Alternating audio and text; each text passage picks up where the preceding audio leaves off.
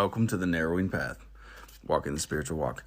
My name is Steve Van Eiderstein, and thank y'all for joining me again to read Daily Meditation for James Allen.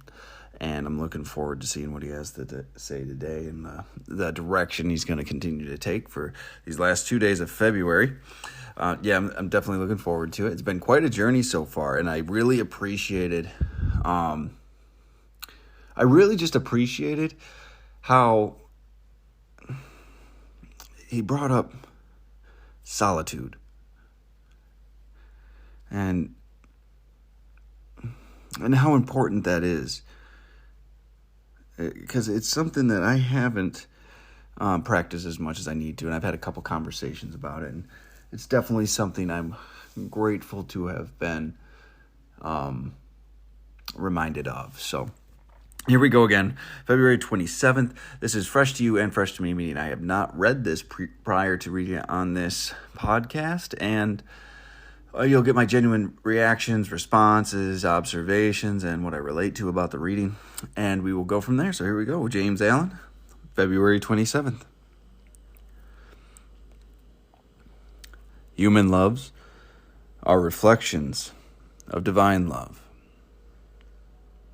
Men, clinging to self and to the countless shadows of evil, are in the habit of thinking of divine love as something belonging to a God is out of reach, as something outside ourselves, and that must forever remain outside.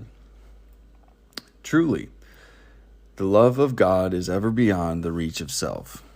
But when the heart and mind are emptied of self, then this selfless love, this supreme love, the love that is of God or good, becomes an inward and abiding reality.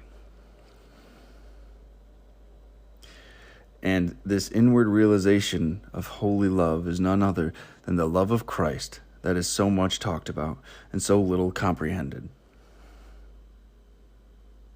The love that not only saves the soul from sin, but lifts it also above the power of temptation. Divine love knows neither sorrow nor change. It's so interesting. He talks about solitude yesterday, and truth the days prior. And then we get to today, and he comes into divine love. It's just an interesting progression, because when you're spiritually aware, when you're seeking truth, and earlier on in this, it talked about how power was love, wisdom was love.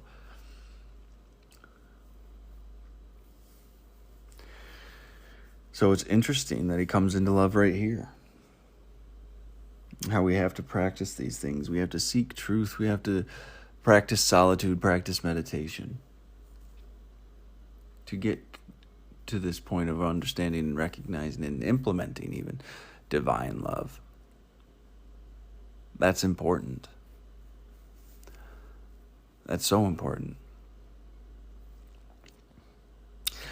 Human loves are reflections of divine loves. Right there it says we can have this divine love when we love truly as a human. So it's not out of the reach of it's not out of our grasp. And that's so important to understand and realize.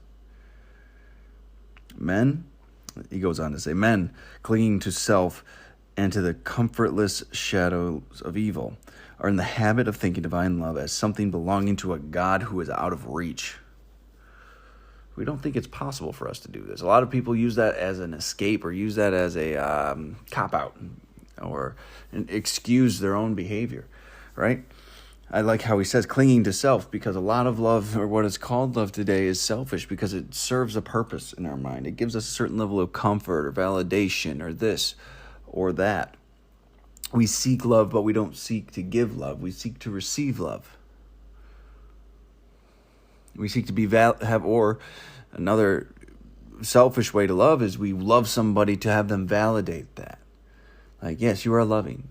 Yes, you are kind. Yes, yes, yes. Like, you are a good person because you love me. And then in return, hopefully getting love back. The love today is very, very selfish. It's lustful. It's self-serving, self-confirming. I didn't realize it fully until really doing this spiritual work. And it's it's convenient for us to think this is a God love only, something that we can never achieve, because then it lets us remove ourselves from the challenge of loving truly, of loving thoroughly, of loving in a very real way. That's only God can only love that way. That's what we think. Everything else is us just being animals, us being human, right? That's what we like to say. That's what I liked to say for a long time. I'm just human. No, you can be more than that. You can love differently than that, than an animal. But you have to want to. And to want to, you have to realize it's attainable. He then says, as something outside themselves. This is right after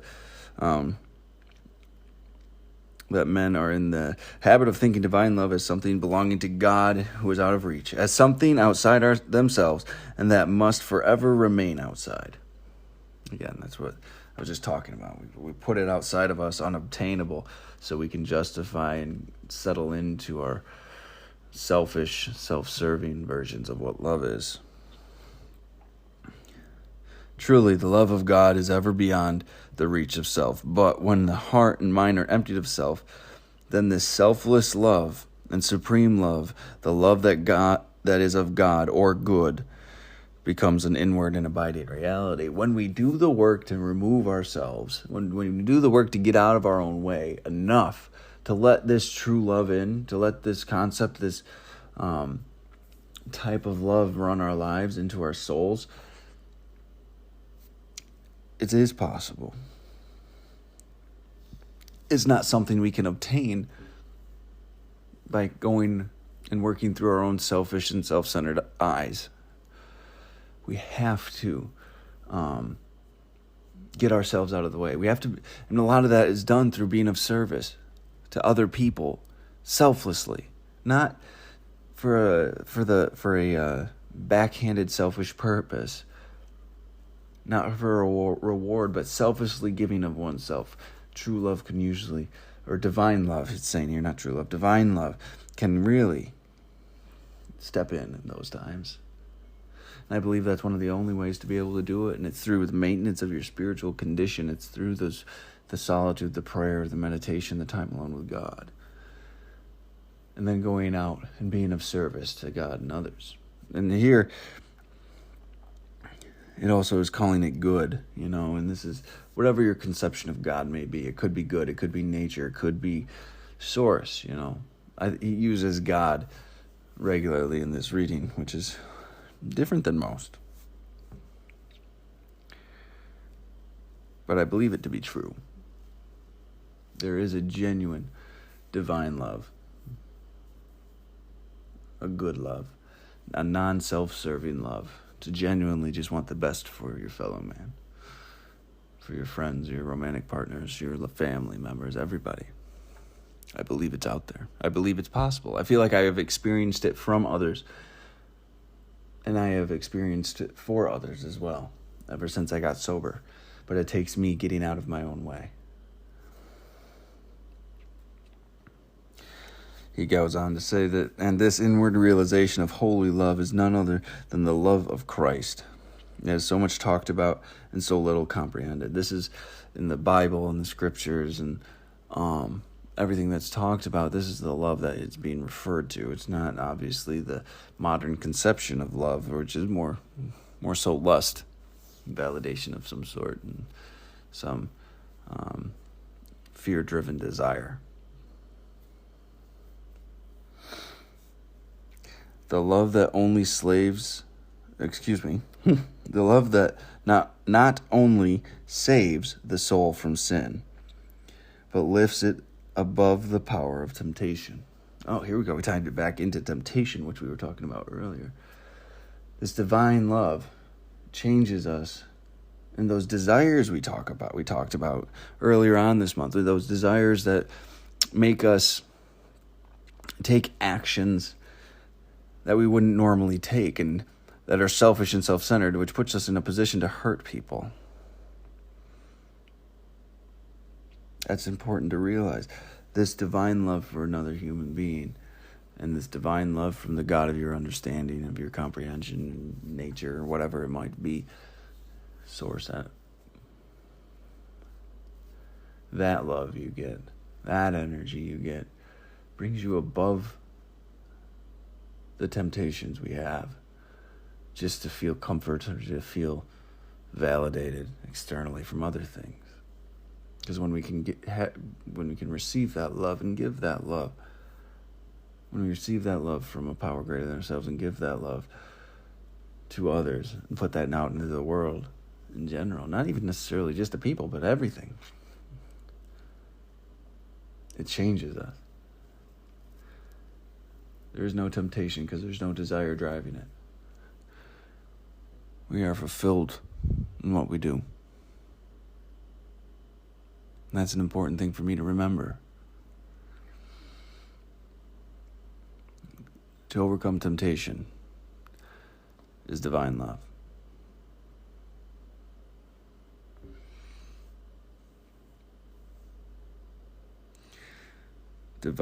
He ends it with this statement: divine love knows neither sorrow nor change.